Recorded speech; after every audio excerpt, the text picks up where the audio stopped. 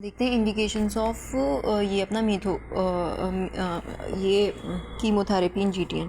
अगर Figo score less than 6 है या फीगो स्टेजिंग 1 या 2 पे है तो एक तो सिंगल ट्रीटमेंट ऑफ चॉइस रहेगा। अगर लेस देन 6 है तो इसमें मीथोट्रेक्सेट देंगे 1 मिलीग्राम पर केजी बॉडी वेट के हिसाब से 1357 डेज़ पे, और ल्यूकोवेरिन देंगे 2468 डेज़ पे to minimise the toxicity of methotrexate. The most common toxicity जो होती है वो म्यूकोसाइटोसिस होती है, ठीक है, विच मे बी डिक्रीज्ड। जो म्यूकोसाइटोसिस है उसको हम डिक्रीज़ कर सकते हैं by increasing the folinic acid rescue doses from 7.5 to 15 milligram, ठीक है। अदर दूसरे साइड इफेक्ट्स हैं सीरोसाइटिस है या फिर लिवर फंक्शन, जो लिवर फंक्शन और रीनल फंक्शन डिप्रेस हो सकता है, थोड़ा सा अल्ट्रेशन हो सकता है। माइलो सप्रेशन रेयर होता है, हमें उसके CBC LFT RFT कराते रहने हैं। These courses are repeated at interval of every 2 week, ठीक है।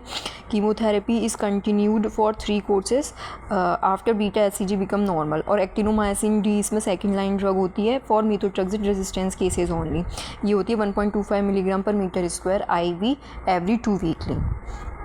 1.25 milligram per metre square IV every 2 weekly. अब हाई रिस्क केसेस में क्या है, जब फीगो स्टेजिंग मोर देन 7 है या स्टेज 3 या स्टेज 4 के लिए, वो तो ऊपर वाला लेस देन 6 और स्टेज 1 और 2 के लिए है सिंगल डोज मीथोट्रेक्सेट प्लस ल्यूकोवेरिन। अब हाई रिस्क के लिए तुम्हारा इमाको आ जाएगा फॉर स्टेज 3 और स्टेज 4 के लिए। इमाको का क्या प्रोटोकॉल है ये देखो। सबसे पहले देना है इंजेक्शन इटोपोसाइड, मीथोट्रेक्सेट, एक्टिनोमाइसिन और ये ल्यूकोवेरिन, और डे 8 पर देना है साइक्लोफॉस्फेमाइड और ऑनकोफेसिन। इटोपोसाइड, मीथोट्रेक्सेट, एक्टिनोमाइसिन 100, 110 और ल्यूकोवेरिन 15, ऐसे याद रखना है। तो इटोपोसाइड की डोज है 100 milligram per metre square IV on day 1 and 2, ठीक है, इटोपोसाइड।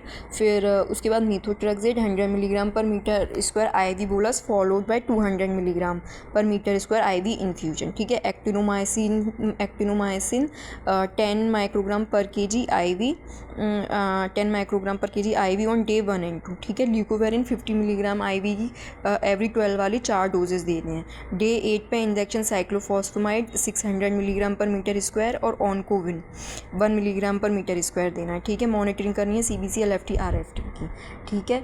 और ये चीज़ है क्या आएंगे एडवर्स इफेक्ट आएंगे नोशिया वॉमिटिंग। मीथोट्रेक्सेट की तो nausea vomiting, diarrhoea, myelosuppression, hepatotoxicity के साथ नेफ्रोटॉक्सिसिटी, फोटोसेंसिटिविटी, ठीक है। फिर एक्टिनोमाइसिन डी मोर इमेटोजेनिक, इसकी वॉमिटिंग रहती है। Etoposide nausea vomiting, leukopenia. Cyclophosphamide का haemorrhagic cystitis, nausea vomiting, Milo suppression.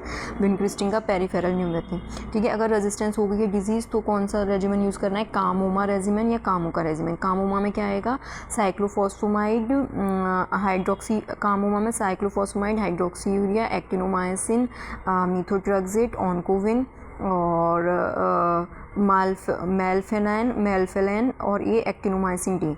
Mac में क्या आएगा, मीथोट्रेक्सेट, एक्टिनोमाइसिन डी और कोरेम्ब्यूसिल, ठीक है। अब आते हैं हम कि पोस्ट कीमोथेरेपी इसकी सीक्वली और फॉलोअप कैसे रहेगा। मतलब पोस्ट कीमोथेरेपी ये है कि वीकली करना है जब तक 6 कॉन्जिक्यूटिव नॉर्मल रिजल्ट ना आ जाए, यानी कि लेस देन 2 इंटरनेशनल यूनिट पर लीटर ना आ जाए। और फिर हर 15 दिन बाद करना है 8 जब तक नॉर्मल रिजल्ट ना आ जाए। फिर उसके बाद मंथली करना है। अगर उसके नॉर्मल्स लेवल लो रहते हैं तो पीरियोडिकली करते रहना है HCG नेक्स्ट 5 साल के लिए, और life long in case of high risk GTN, ठीक है। फिर ये है इसका। फिर कीमोथेरेपी 3 मोर साइकिल देनी है after remission in low risk and 4 more cycle after remission in high risk, ठीक है। रिमिशन कब बोलते हैं हम, रिमिशन जब बोलते हैं defined as 3 consecutive normal HCG value less than 5 milli international unit over a period of 14 to 21 days, ठीक है। अब आते हैं मेटास्टेसिस का ट्रीटमेंट कैसे करना है। CNS में मेटास्टेसिस हो गई है तो CNS मेटास्टेसिस में होल ब्रेन रेडियोथेरेपी देंगे with initiation of chemotherapy with intrathecal methotrexate dose with EMACO regimen. Craniotomy भी कर सकते हैं लाइफ थ्रेटनिंग कॉम्प्लिकेशंस के लिए। हिपैटिक मेटास्टेसिस में क्या करेंगे, hepatic resection and selective embolisation, ठीक है। पल्मोनरी मेटास्टेसिस में आइसोलेटेड पल्मोनरी मॉड्यूल्स जो रेजिस्टेंस होते हैं कीमोथेरेपी के, उसमें थेरेकिटोमी करेंगे। विजाइनल मेटास्टेसिस में embolisation of arteriographic embolisation of vaginal branch of the hypogastric artery, ठीक है। अब रोल ऑफ हिस्टेरेक्टमी क्या है, मतलब जब इन्वेसिव मोल हो गया है तो परफोरेट कर गया है सिरोसा को, अनकंट्रोलेबल विजाइनल ब्लीडिंग है, ड्रग रेजिस्टेंट है, प्लेसेंटल साइट ट्रोफोब्लास्टिक ट्यूमर में। प्रोग्नोसिस क्या है, GTN की बहुत अच्छा क्योर रेट है 90%।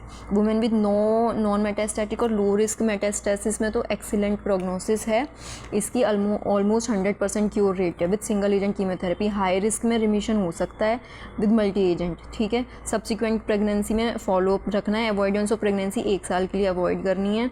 और हमने देखा है जिनको कीमोथेरेपी मिली है तो उसमें नेक्स्ट फ्यूचर प्रेगनेंसी में कोई ज़रूरी नहीं है कंजेनाइटल मालफॉर्मेशंस उसमें आए और बीटा HCG एस्टिमेशन करना है 6 week after the delivery to rule out the GTN in further pregnancy, ठीक है।